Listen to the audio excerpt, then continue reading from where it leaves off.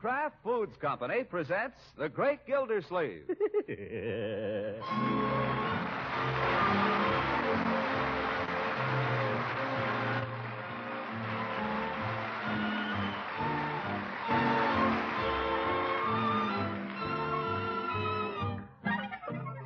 It's The Great Gildersleeve, starring Harold Perry, brought to you by the Kraft Foods Company, makers of Parquet margarine and a complete line of famous quality food products. Every man should have a hobby, or so the doctors tell us, and Gildersleeve has his. You'll find him at it morning, noon, and night, his eyes shining, his mouth watering, and his napkin tucked under his chin. This evening, however, appears to be a semi-formal occasion, for the Gildersleeve napkin is at half-mast. He has tucked it daintily into the top of his vest in honor of his old friend, Judge Hooker, whom he is entertaining at a family dinner. Judge, pass your plate and let me give you a little more of the fresh meat. Well, if you insist, but only a very tiny piece, Throckmorton. About like that? Well, not that tiny. I should like to say at this time, Bertie, that this is one of the most superb dinners I've ever encountered. Oh, shucks, it's just a dinner. I'd call it a masterpiece of the culinary art. Yeah, Bertie's a jewel, all right, Judge. The kind that's hard to find. Didn't say that again. I speak as one who has had 3 housekeepers in the last 3 months, all incompetent, and none of them cooks. You hold still, Judge, and I'll go get you some more biscuits. Leroy, that's my glass. Hey, look, I can play a tune. That'll do, Leroy. Leroy's performance calls to mind the old Swiss bell ringers they used to have in vaudeville. Have either of you children Hey, ever... Unc. Excuse me, Judge. Hey, Unc, can I go to the Majestic a week from Thursday? We'll see, Leroy. I gotta go. Can I, Unc, please? They're gonna have Famous Jones. I told you, Leroy. We'll see. Who's Famous Jones? Never heard of Famous Jones? How do you like that, Marge? He never heard of Famous Jones. That fails to surprise me. But Famous Jones? Holy smoke. You ought to keep in touch more, Unc. I'm in touch with all I can handle right now, Leroy. And I repeat, who is this Famous Jones? He asks me, who is Famous Jones? He's a famous colored drummer, the best in the world. Famous Jones and his band. He's super. You ought to hear him. Stop beating on the chinaware, Leroy. Now fold your hands and sit still till dessert. Okay, but can I go, Unc, a week from Thursday? We'll see when the time comes. Oh, please. It's far too far off to even discuss. We don't have to discuss it. All I want is an answer, so I'll know. No. That's your answer. Now, are you satisfied? Gosh. The judge and I are trying to talk, my boy. It's time you realize that other people besides yourself have things to talk about. Sorry, Judge. What were we talking about? I don't know. You were talking about Swiss bell ringers. Oh, yes. What about the Swiss bell ringers, Judge? Well, they ring bells.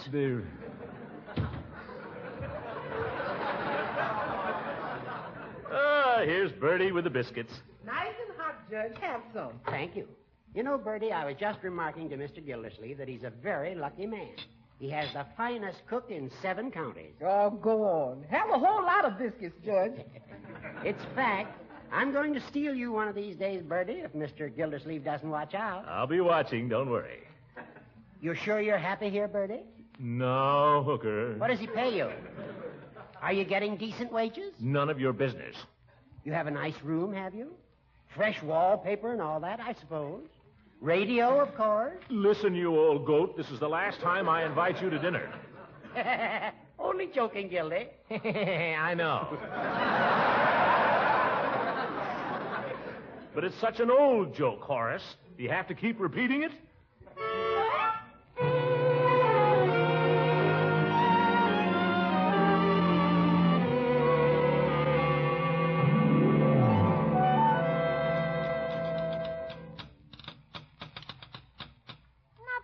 Not bad at all.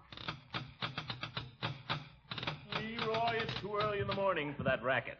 Say, Unc, I've decided what I want for Christmas. What were you banging on just now, young man? I was drumming. What were you banging on? On the table here. It sounded pretty good, huh? On the table.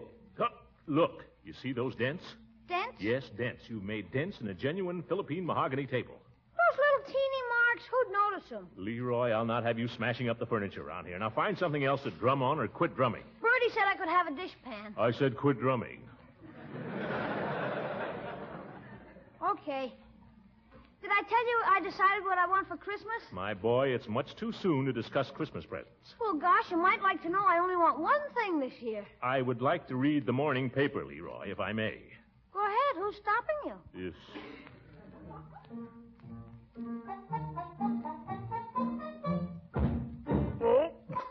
By George, if it isn't one thing, it's another. Pavlova. Marjorie! Stop that racket! Marjorie! Marjorie!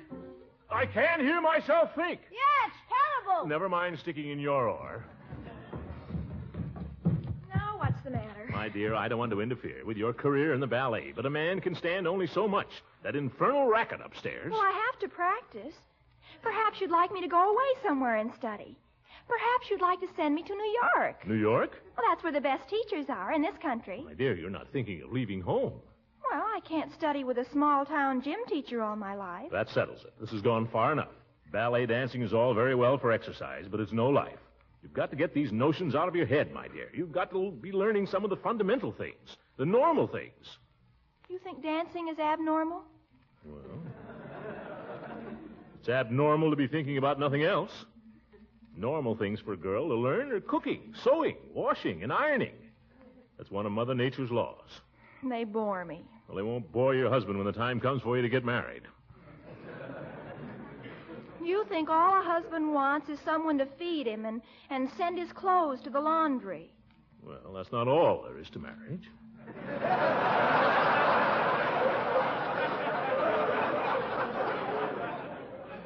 But those things are important. Believe me, when a man comes to think about a woman seriously, he considers everything. You said it. Leroy,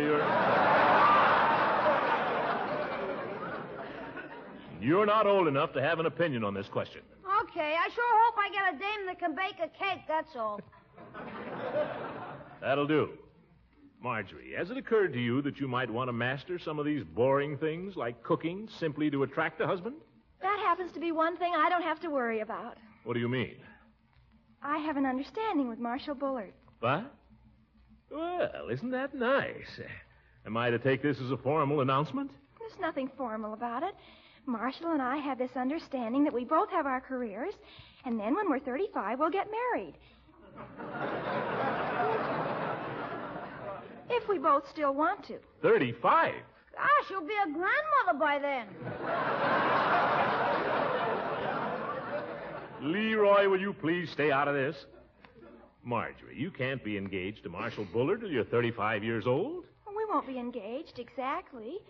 We expect to have other men and women friends in between. Leroy, leave the room, please.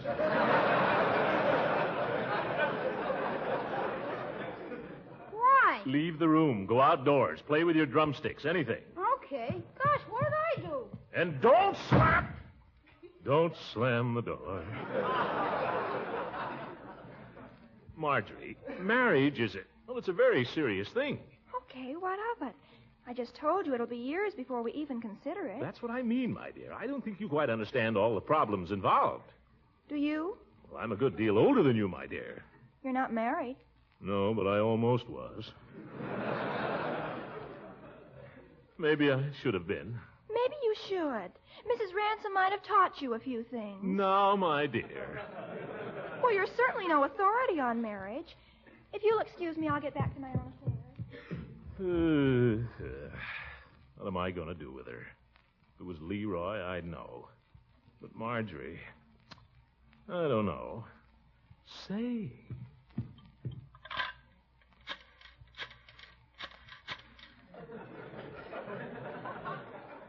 Hello, Leela? Throckmorton Gildersleeve. Say, Leela, could you do me a big favor? Well, come right over, will you? Quick? Atta girl. I'll do the same for you sometime.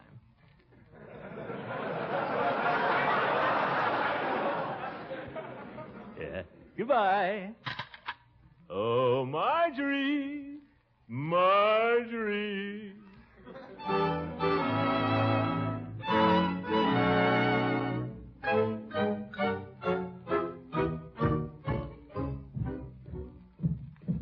Well, there you are, my dear. Something you wanted, Uncle Mort? Yes. I mean, no. That is, well, nothing in particular. Sit down. Where's Leela?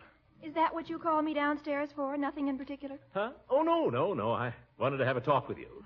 You just had a talk with me. Yes, well, I wanted to have another talk with you. Sit down.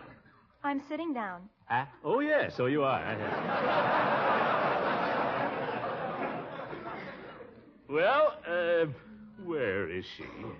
Uncle Mort, if you have nothing to say to me, I might as well go back upstairs. Now, wait a minute. I have lots to say to you.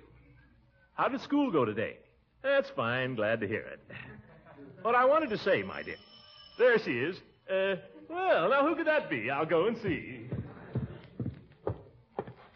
Leela, well, this is a pleasant surprise. Surprise? I thought you said to come right over. Come in, Leela. Awfully glad you decided to drop over. Yes, indeed. Marjorie and I have just been sitting here having a little heart-to-heart chat. Haven't we, my dear? Hello, Marjorie. Hello, Mrs. Ransom. Marjorie, I wonder if you'd mind running into my study and closing the window in there. I seem to feel a little draft. Would you mind? Not at all. Leela, help me out, huh?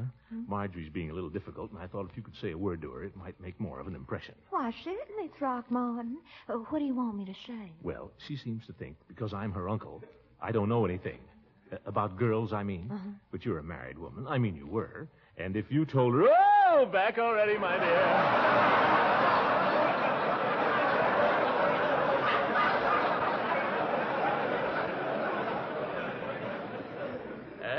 Did you close the window? The window wasn't open. Well, can you beat that? I could have sworn I felt a draft. Well, that just goes to show. I think as long as Mrs. Ransom's here, I'll excuse myself if you don't mind, Uncle Mort. No. Stick around, my dear. You know, Leela, it's quite a coincidence you're mentioning the thing you were just talking about.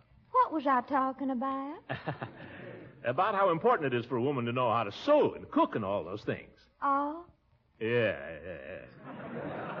You see, Marjorie and I were just having a little discussion about that, weren't we, my dear? Uncle Mort, who are you trying to fool? I don't know what you mean. You got Mrs. Ransom over here to lecture me because you weren't getting anywhere yourself. So now, Marjorie, all your uncle did, he called me up and asked... Leela!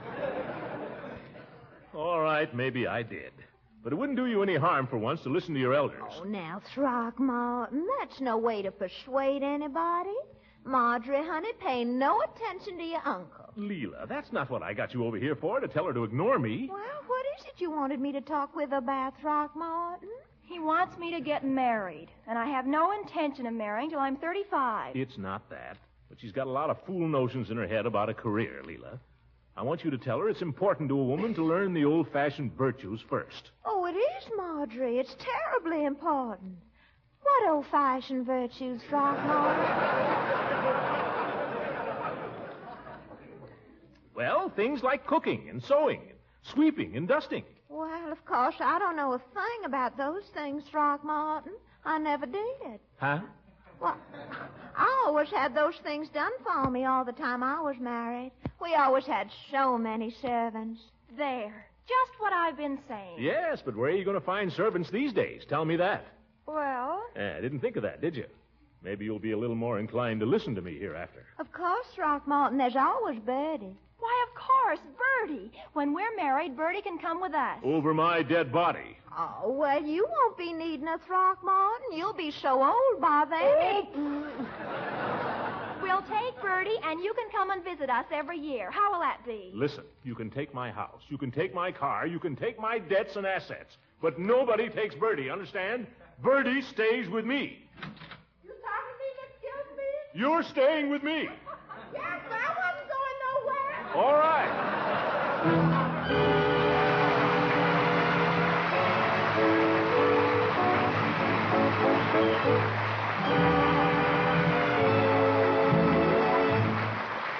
The great Gildersleeve will be back in just a moment.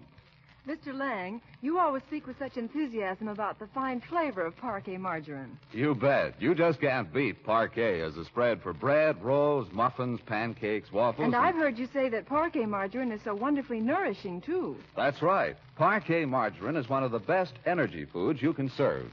It's made from vegetable oils from the farm, oils rich in energy, and it's fortified with important vitamin A. Well, what I'm leading up to is this. My family's food bill is not getting any lower, And I certainly appreciate the fact that parquet margarine provides my family with such fine nourishment at so little cost. Well, that's something all homemakers appreciate. And remember, for only about half the price of costly spreads, your family, too, can enjoy Parquet's fine, fresh flavor. As a matter of fact, millions of American families do prefer Parquet margarine to any other spread because it tastes so good. Yes, it pays to buy delicious, economical Parquet. Parkay. Parquet margarine, one of the quality foods made by Kraft Foods Company.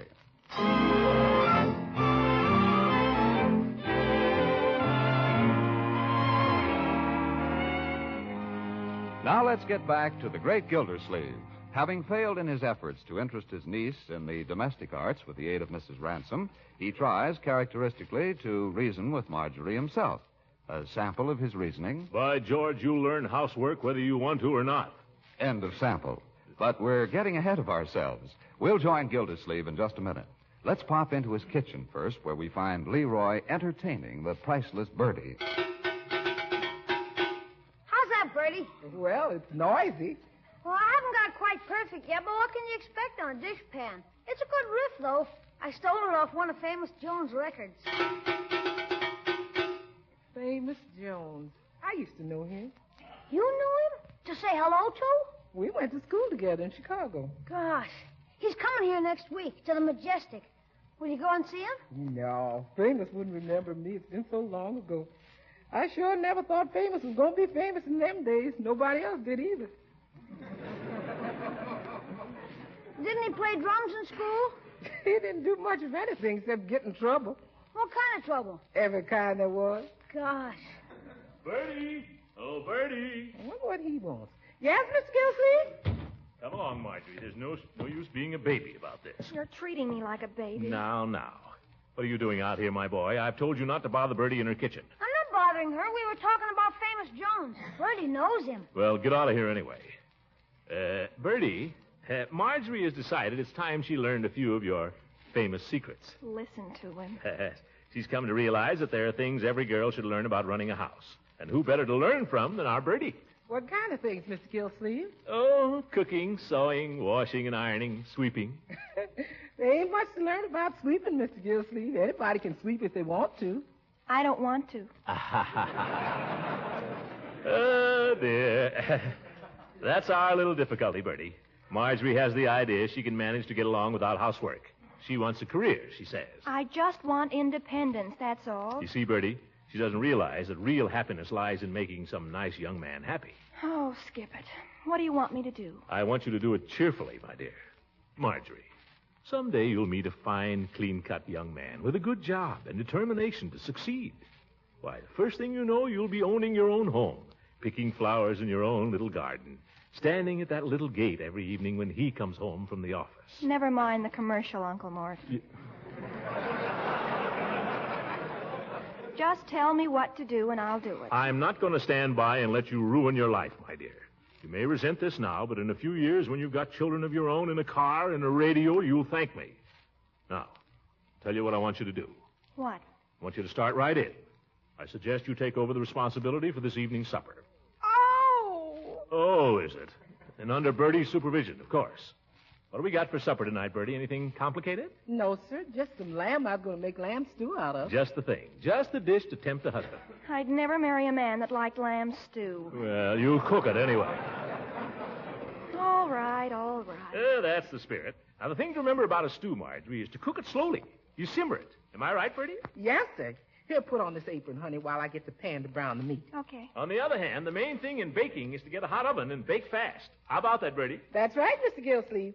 Slice up these carrots, will you, honey? Okay. What kind of biscuit you figuring on, Bertie? Just regular baking powder biscuits. Well, nice cornmeal muffins might be better for her to learn on, Bertie. Let me tell you about cornmeal muffins, Marjorie. The trick is to grease the pan. You take a Uncle Mort, I'm trying to peel these carrots. Peel them? My land, honey, you don't peel carrots, you scrape them. Well, Uncle Mort's telling me so many things about baking and stewing and greasing. I can't possibly keep my mind on what I'm trying to do. You're right, my dear. Too many cooks spoil the broth. I guess you and Bertie can take care of everything. You trust me, Mr. Gildersleeve. I'll just keep an eye on her, and I bet she'll fix up as nice a supper as you ever sat down to. Yeah, you bet. And the first thing you know, she'll be enjoying herself.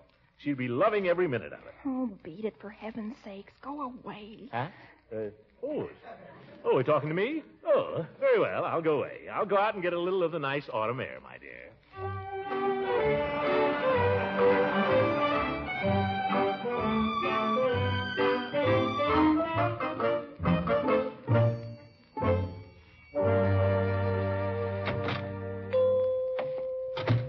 Well, hello, Mr. Gildersleeve.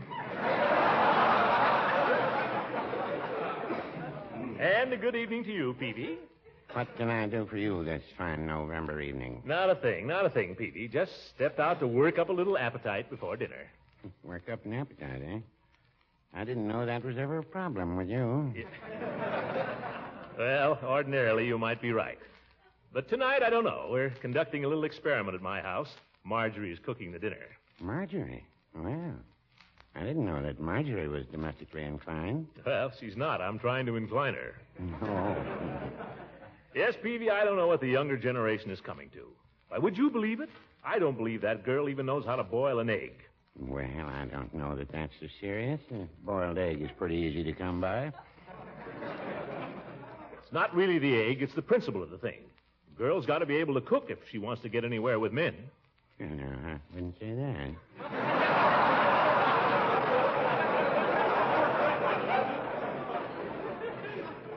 If she wants to get married, I mean, Peavy. Now, Marjorie's got some fool notion she wants to be a dancer. Who's going to marry a dancer? You never know. I'd say there were two ways of looking at it, Mr. Gildersleeve. Those that marry cooks, well, maybe sometime they wish they'd married dancers. And then again, those that married dancers... You bet. They wish they'd married cooks. Maybe. There's just one thing about it. If you marry a dancer, you can always hire a cook. But if you marry a cook, see what I mean?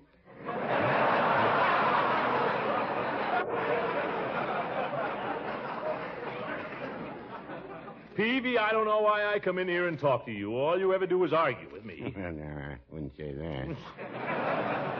It's true. You don't believe half the things you say. You just say them to make me mad. Well, no, You don't really believe the things you're saying now. Do you? I don't know. When a man gets to my age, Mr. Gildersleeve, he looks back. And he looks back and he begins to wonder. Wonder what? Well, how things might have been if they weren't the way they were. Oh? What do you mean? Well, if he hadn't tipped his hat that time and offered to see the girl home afterwards, and if he hadn't taken out that insurance policy when she told him to and kept up the payments all these years. Another thing. He wonders if he hasn't missed something, always playing it safe. But, Peavy...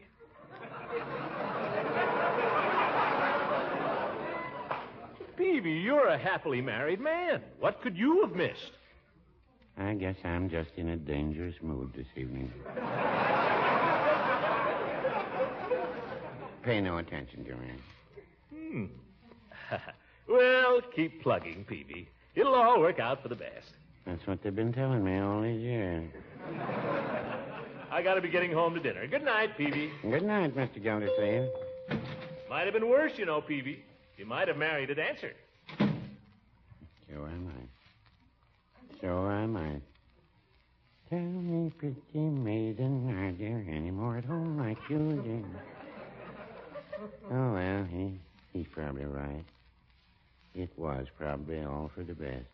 Darn it.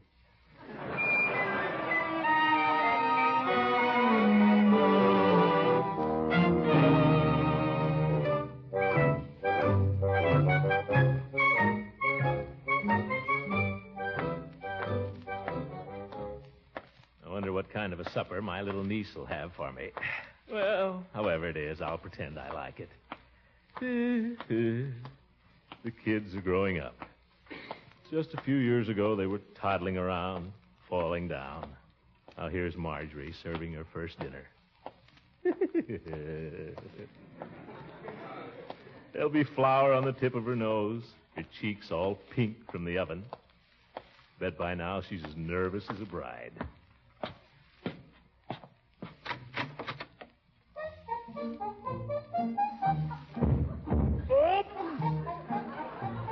Is that Marjorie?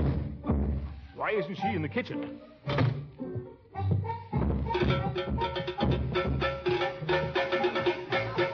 Stop that racket, Leroy. Okay. You want to talk about my Christmas present now, Unc? Certainly not. Is that Marjorie up there in her room? Sure. Well, go up and tell her to cut it out. Okay. Hey, Marge! Turn it off! Turn it off! I said go up and tell her, Leroy. It worked. Yeah. That's not the point. The object is to get a little quiet around here. Go upstairs and get ready for supper. Yes, sir. Gosh. Bertie, what's Marjorie doing up in her room? I thought she was going to get supper. Well, Mr. Gildersleeve, I'll tell you how it was. You can lead a horse to water, but you can't make him drink unless he's thirsty. Never mind the proverbs, Bertie. What happened? Mr. Gildersleeve, her heart wasn't in it. Well, maybe not, but I expected her to stick to it once she started. There's no use, that's all. She cut her hand peeling the potatoes and burned herself lighting the stove, and she dropped the meat on the floor. I was afraid we wouldn't have no supper if I didn't get her out of here. Well, in that case, you did right, Bertie. I don't understand that girl. She seems normal enough, don't you think so? She's all right, Mr. Gildersleeve, just a little young. But I should think any normal young girl would want to learn these things so she can have a happy married life. Wouldn't you think so? Absolutely. Miss Marjorie might not agree with you, Mr. Gildersleeve, but you sure convinced me. Bertie, what do you mean? I sure like what you said about the nice young man coming home every evening. You haven't anything definite in mind, have you? I ain't saying. Oh! I've done it again.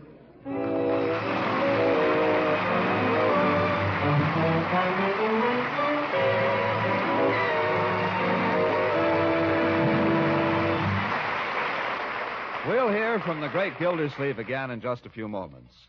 Good meals are always more enjoyable when served in pleasant surroundings. We men folks, and the children too, appreciate those bright little touches wives so often dream up to make family meals happier occasions. For example, supper by candlelight, or an attractive centerpiece. And how much better the food is, too, when appetizing touches of flavor are added. So I'd like to recommend for your enjoyment Parquet Margarine, the delicious spread for bread that's made by Kraft. Any meal is brighter when you serve fresh bread, muffins, and crusty hot dinner rolls with Parquet Margarine, the spread that tastes so good. One taste will tell you why Parquet is still unmatched for fresh, delicate flavor. So be sure to enjoy delicious, economical Parquet soon. That's Parkay, Parquet Margarine, made by Kraft.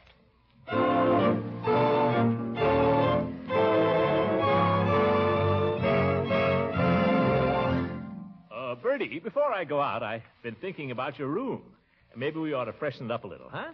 Some new wallpaper? How would that be? That'd be fine, Mr. Gildersleeve. And some curtains, some nice white curtains? That'd be nice. I'd even get you a radio to listen to. Would you like that? Radio would be nice. Well, we'll see. Mr. Gildersleeve, as long as you're going downtown, would you mind dropping a letter in the box for me? A letter? Glad to, Bertie. Here it is. Much obliged, Mr. Gildersleeve. Not at all, Bertie. Not at all. Mr. Famous Jones, Majestic Theater, Summerfield. Personal. Good night, everybody.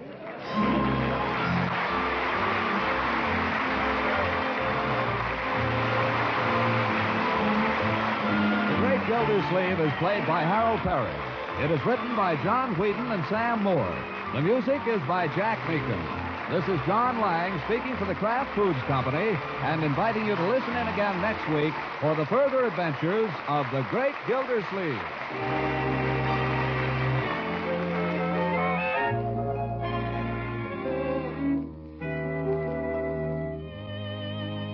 And now here's a favorite food you can serve in 100 or more tempting ways.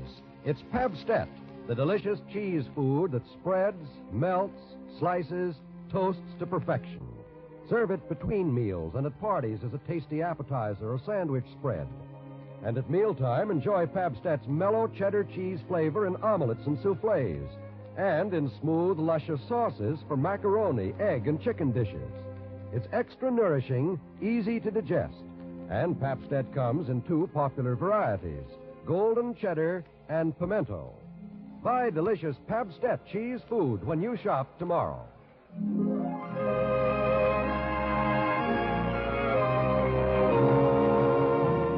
This is the National Broadcasting Company.